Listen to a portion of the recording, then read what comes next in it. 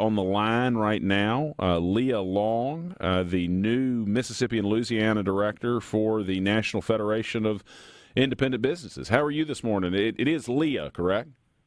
Yeah, it's Leah. Well, good morning. How are you doing? I'm good. How are you? Doing great. Appreciate your taking the time to be with us today. Yeah, definitely. It's started the job, 2 weeks ago, so hit the ground running. Wow. Tell us a little bit, for folks who aren't familiar, what is the NFIB and what is your focus?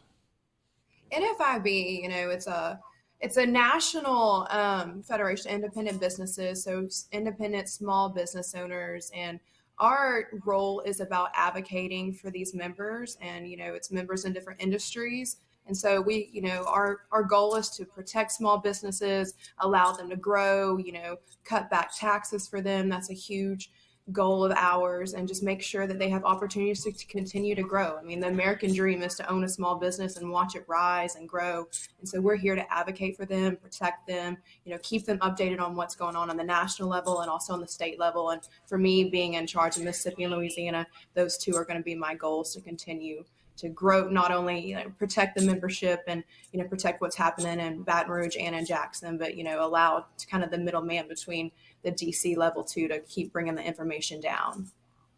Is there a definition, either an NFIB definition or some other definition of what constitutes a small business? Clearly, we're not talking about Amazon, but what all falls under the umbrella of being a small business? Yeah, so small business, employee-wise, we usually are around 500 or less employees, but it kind of depends. And you're just not, it's a company that's not, publicly traded is basically you can be a member as long as you're not traded on the stock exchange. How do y'all think, I mean, obviously you're in two conservative states if you're focused on Louisiana and Mississippi. How is Mississippi doing in terms of policy with regard to independent business? Independent business policy, one thing we are focused on this session is, and we're interested in watching, is elimination or reduction of the income tax.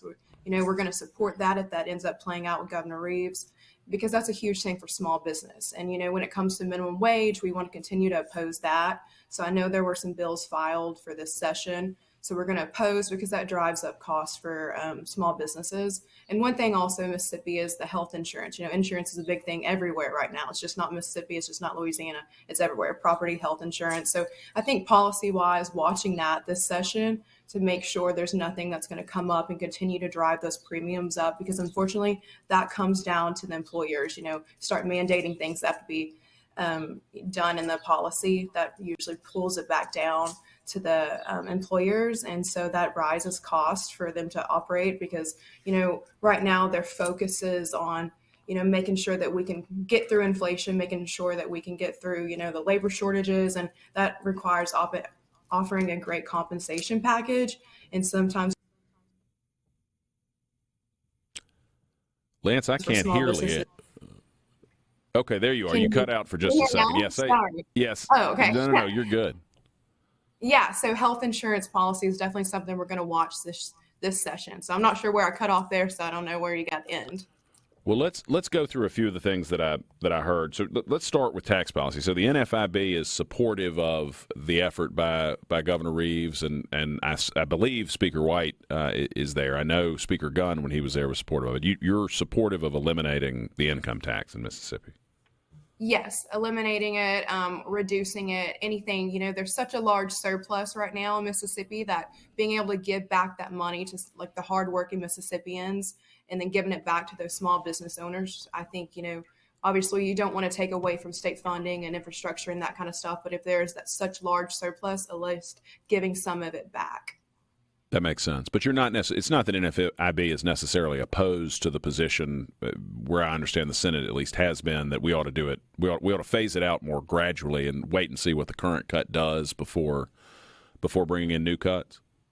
Yeah, it's just, either eliminating, seeing what happens, or reducing it at a level. Reducing it, obviously, phasing it down is also a great thing too. If continuing to lower it versus, lowering it one step at a time is good too. What about on the healthcare front? I know you were talking a little bit about insurance, and I know it's more than just health insurance, but where does NFIB have specific thoughts on health insurance in Mississippi this session? We don't have a specific thought on it. We're just going to continue to watch those premiums and what's going to be mandated to be in the premium and how that affects small businesses. Just because, if you have a smaller business, you're not buying this huge package of insurance. And so it's going to rise the cost for those employers. So making sure, that they can continue to afford that and offer that. So just continue to watch what plays out in the premiums and what is going to be mandated that you have to cover.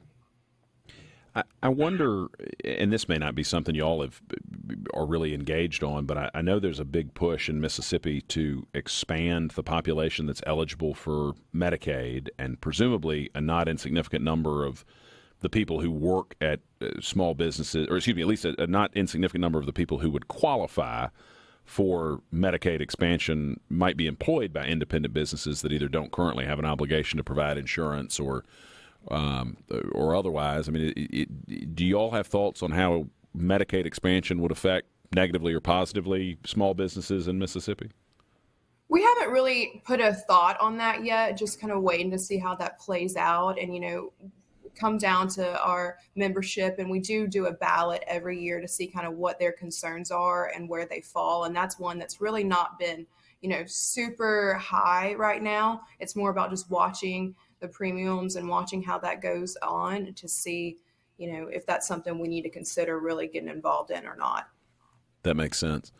Most Americans, as I appreciate it, work for small businesses. We get so much coverage of the big national publicly traded companies, but the largest employer, if you aggregate them, I think are small businesses in Mississippi. Yeah, of course they are. And you think about, those industries, they're so in small businesses. And I think when I took the job, I also realized that you have a lot of small businesses that interact with those huge businesses. So I think that's one thing too, that some people forget, that small business owners, whether they're selling to big companies or whatever they're doing, they really are the backbone, and there are so many of them, and people do not really think about that. And these policies that come through the legislature, they also affect them almost more drastically sometimes, because there are so many things that go into being a small business owner. You're affected tons by labor shortages, inflation, the cost of goods and services, that kind of thing. We've got about a minute left until we come up to a break. How is the labor environment right now for small businesses? I assume it's getting increasingly difficult to find people to work at a lot of these businesses. Yeah, it's definitely hard. I mean, everything's kind of made labor hard. People don't really want to work, or then you have to either, raise wages in a way. I think in our latest job poll, it's put out that, a lot of our members are probably going to have to raise their wages, continue to find employees and retain employees just due to inflation. But, those are people that have been in the job for a while versus someone starting out, and then, offering their packages like the health insurance and that kind of thing to keep them. And labor shortage, it's not just in Mississippi, it's everywhere. And this is something we're trying to deal with. And that goes back to inflation and just the way the economy is right now. Yeah, I can only imagine, and I've heard from friends who own small businesses, just the stress level of making sure you've got enough people there to service all your customers. Leah, we're coming up against a break. Can you stick with us for a little more after this break? Yeah, definitely.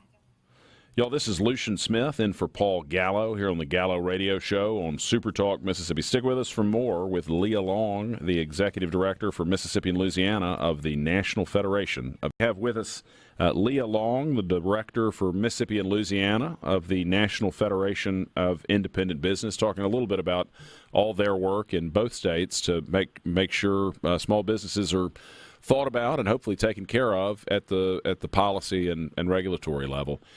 When y'all look towards this session, Leah, what are the things y'all want to see come out of the Mississippi legislature? Do y'all have specific initiatives that you're pushing, or right now is it more monitoring to make sure it's nothing bad you want to see die?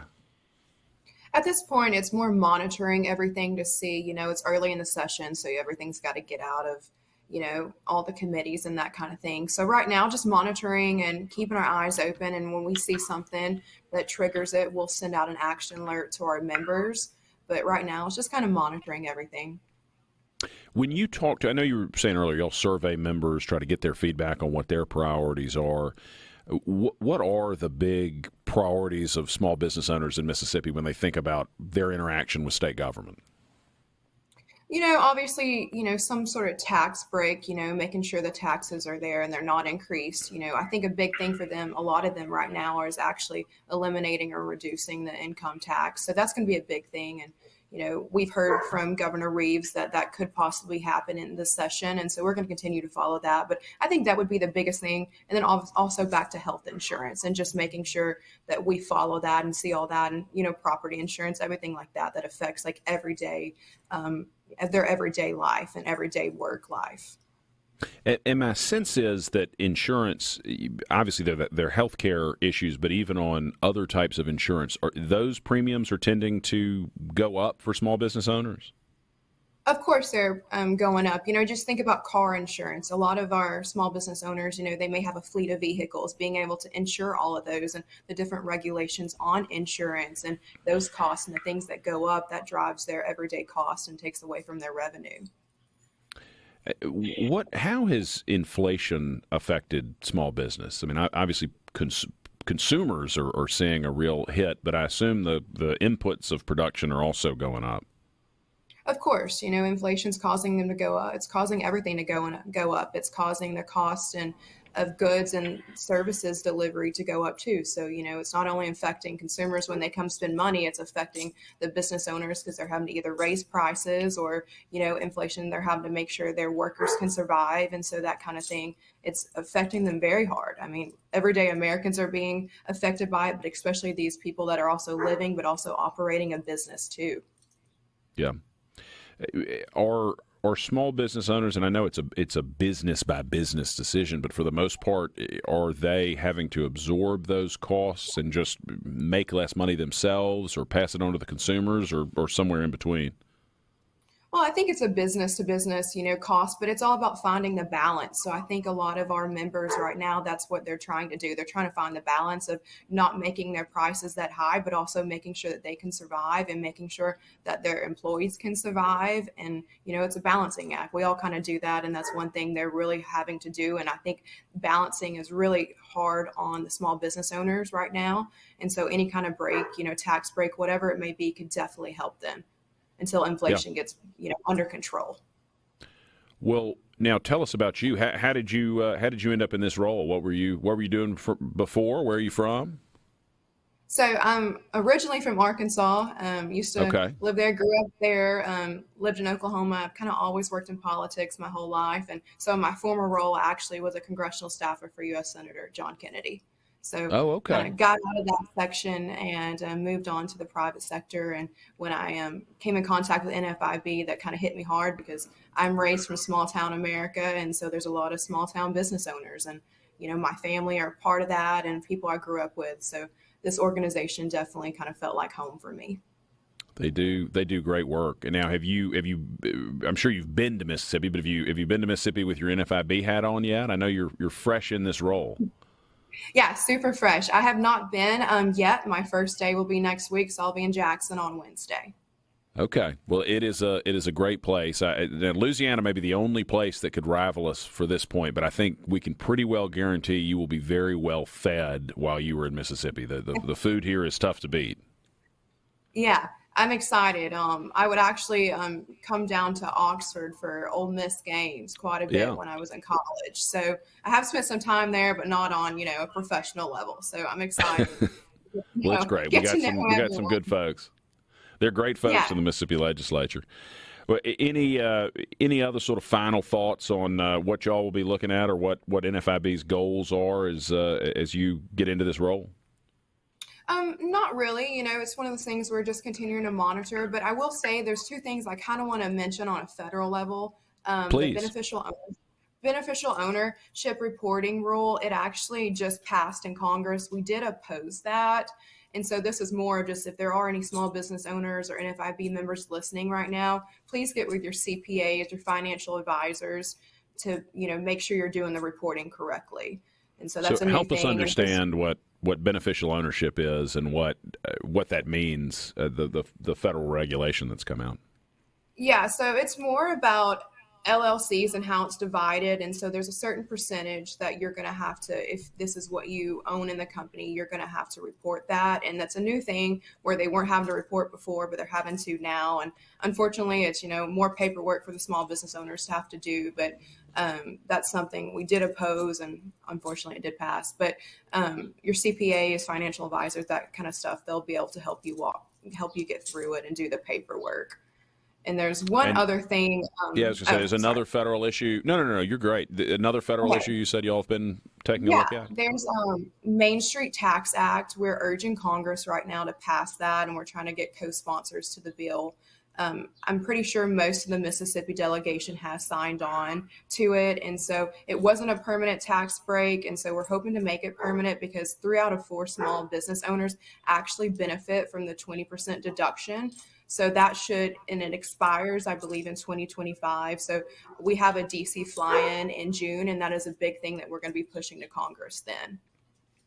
And is that something, when you talk about a fly-in, is that something that small business owners can participate in, or more, they know if they're participating in it at this point? Yeah. Well, they all, small business owners, if they're NFIB members, they can participate. We fly in, we talk to Congress, we talk about our issues, and the biggest issue that we're going to be pushing during that time is this issue, the Main Street Tax Act. And what does the bill do? So before, it was in 2017, it was a 20% tax deduction to small business owners, and it wasn't permanent. It expires in 2025. So we're coming up on that deadline of it expiring. So we're just wanting to make it permanent, that kind of thing. Yeah, well, that makes a lot of sense. I would have to think, my sense is, and I'm jumping to your old boss, John Kennedy, I think just about everybody, at least on my side of the aisle, seems to be a fan of Kennedy's. He clearly is very smart, but he also seems very funny. I imagine he'd be interesting to work for.